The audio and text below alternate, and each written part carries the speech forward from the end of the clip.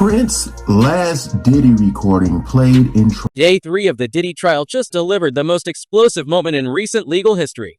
When Prince's voice echoed through that federal courtroom, speaking from beyond the grave, Sean Combs' entire composure shattered before our eyes. The recording that nobody expected has completely changed the trajectory of this case, and what it revealed about Hollywood's darkest secrets will send shockwaves through the entire entertainment industry. For months, Diddy's legal team built their strategy around maintaining his image as a successful businessman being falsely accused. That strategy just collapsed in spectacular fashion. The man who controlled his public persona for decades lost complete control in front of a jury, and it was all caught on record. The atmosphere in the courtroom was different from day one. Security had been quietly doubled without explanation. Court insiders later revealed they received special instructions that morning, though the reason remained unclear until the bombshell dropped. We get physical. That one male guy who did things with Diddy and Cassie said he witnessed him get physical.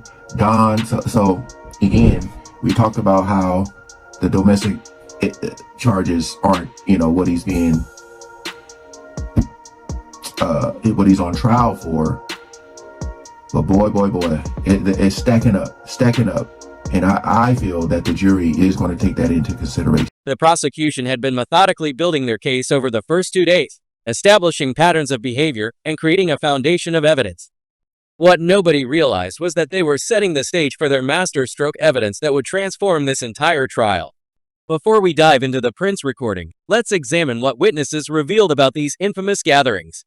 The testimony painted a disturbing picture of how these events operated. The party I went to was at Prince's house. So you want to go to Prince's house to the Diddy party where Tyrese is performing and Demi Moore and Ashton Kutcher are swinging on swings. That is what's happening on the other side of the wall. And so the one thing that makes this party different than a Jamie Foxx party or any other celebrity party that wrangles a bunch of young women or guys or whatever too, is that Diddy didn't let you bring your security. This detail about security restrictions would prove crucial. Witnesses testified that preventing people from bringing their own protection created an environment where attendees were more vulnerable to manipulation and coercion. The morning started routinely, but experienced court watchers noticed unusual activity at the prosecution table. Technical specialists were setting up equipment that hadn't been present during the previous days. The lead prosecutor kept glancing toward the defense table with barely concealed anticipation. When the judge made his unusual statement about maintaining composure regardless of evidence presented, it became clear something unprecedented was coming. The prosecution had been deliberately building toward this moment, carefully laying groundwork so that when their bombshell hit, it would have maximum impact. The moment that changed everything came when the prosecutor announced they would present critical audio evidence. The defense immediately objected, but the judge ruled the evidence had been properly disclosed and could proceed.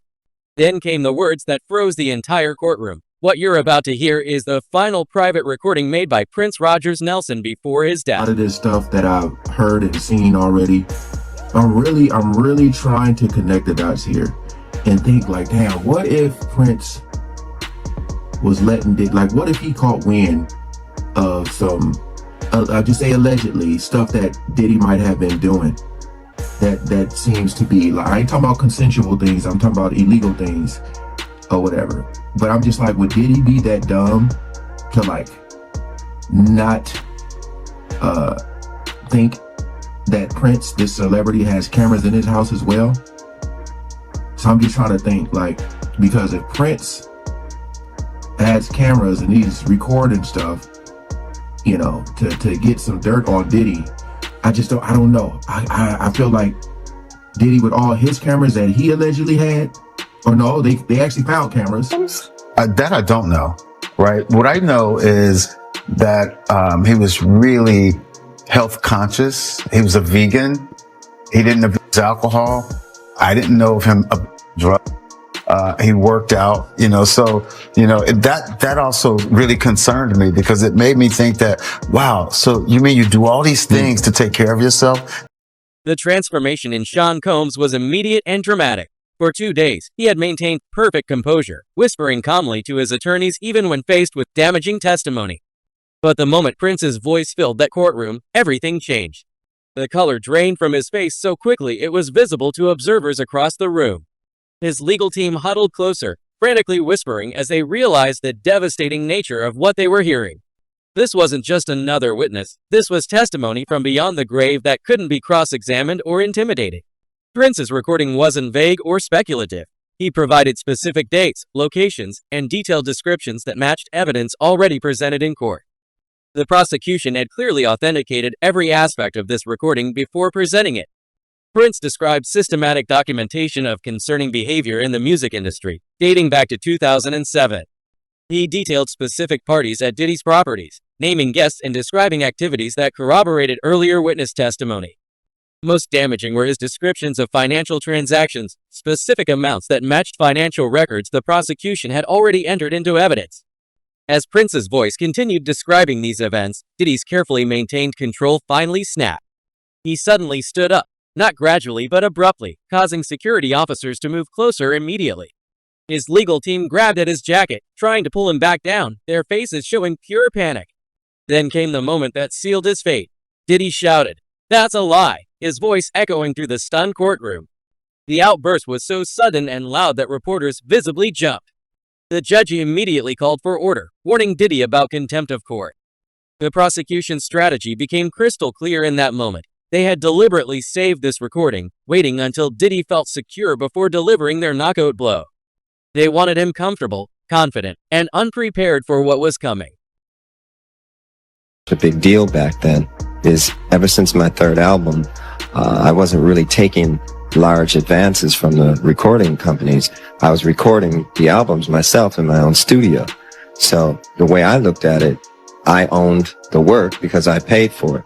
And I did all the work. I created it, so I felt like it should belong to me. That said, the companies felt otherwise. And they would always hold this contract up and say, well, you signed it. And I say, well, I understand that. It's not like I want to leave. I just want to, talk about this thing and see if we can't make it more fair. Of course, they wouldn't change, because if they changed, they wouldn't really exist. And that's kind of the situation we're in right today. They're not going to exist much longer. But it's not like we're against them or anything like that. The idea is that we find better ways of working with one another. It shouldn't be a situation where they own the album or the work. We're talking about intellectual copyright. If they're going to be indeed a delivery service, then that's fine. But even FedEx doesn't say that they own the thing that Day 3 of the Diddy trial will be remembered as the moment when a music legend's voice from beyond the grave delivered the most powerful testimony possible. Prince's recording didn't just provide evidence, it shattered the defendant's composure and revealed the calculated nature of the alleged crimes. As this trial continues, one question haunts industry insiders: what other secrets might be hiding in Prince's private vault? The ghost of a music legend just changed everything, and this story is far from over. What do you think about Prince's recording and its impact on the trial? Do you believe this evidence will be enough to secure a conviction? Share your thoughts in the comments below, and make sure to subscribe for continued coverage of this historic trial.